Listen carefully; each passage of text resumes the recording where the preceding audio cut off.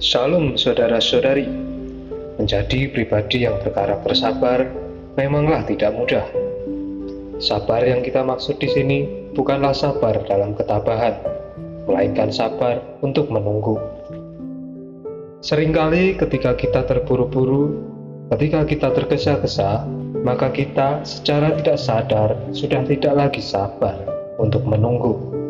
Saudara-saudari, sebagai orang yang percaya kepada Tuhan, terlebih orang yang melayani Allah, kita tidak seharusnya menjadi orang yang lambat, tetapi tidak juga terburu-buru.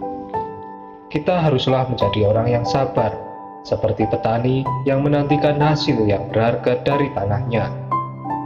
Karena itu, saudara-saudara, bersabarlah sampai kedatangan Tuhan. Sesungguhnya, petani menantikan hasil yang berharga dari tanahnya, dan ia sabar sampai telah turun hujan musim gugur dan hujan musim semi. Saudara-saudari, menjadi orang yang sabar berbeda dengan orang yang lambat. Orang yang lambat bisa kehilangan kesempatan, namun orang-orang yang sabar menunggu dari tidak ada kesempatan hingga ada kesempatan. Kita haruslah menjadi orang-orang yang sabar dan tidak tergesa-gesa, seperti Allah yang tidak pernah tergesa-gesa. Ia rela menggunakan waktu yang lama untuk mempersiapkan bejana yang akan dipakainya. Seperti Musa, yang setelah 400 tahun akhirnya dipakai Allah untuk menyelamatkan Israel dari perbudakan di Mesir. Ketika sedang menghadapi penderitaan, kita pasti sulit untuk menerimanya, terlebih jika itu dalam jangka waktu yang lama.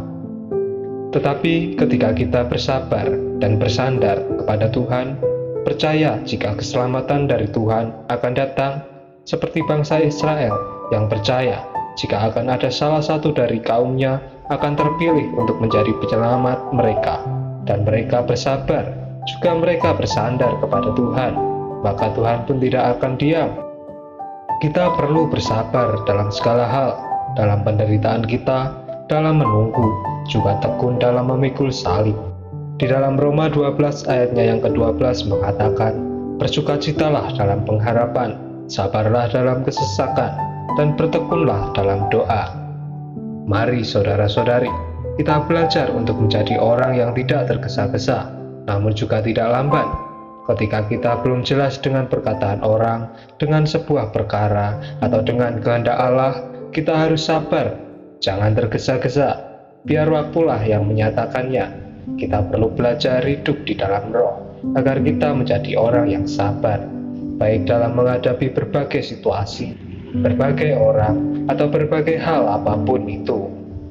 Semoga kita bisa belajar untuk menjadi orang yang berkarakter sabar. Salam, Tuhan Yesus memberkati.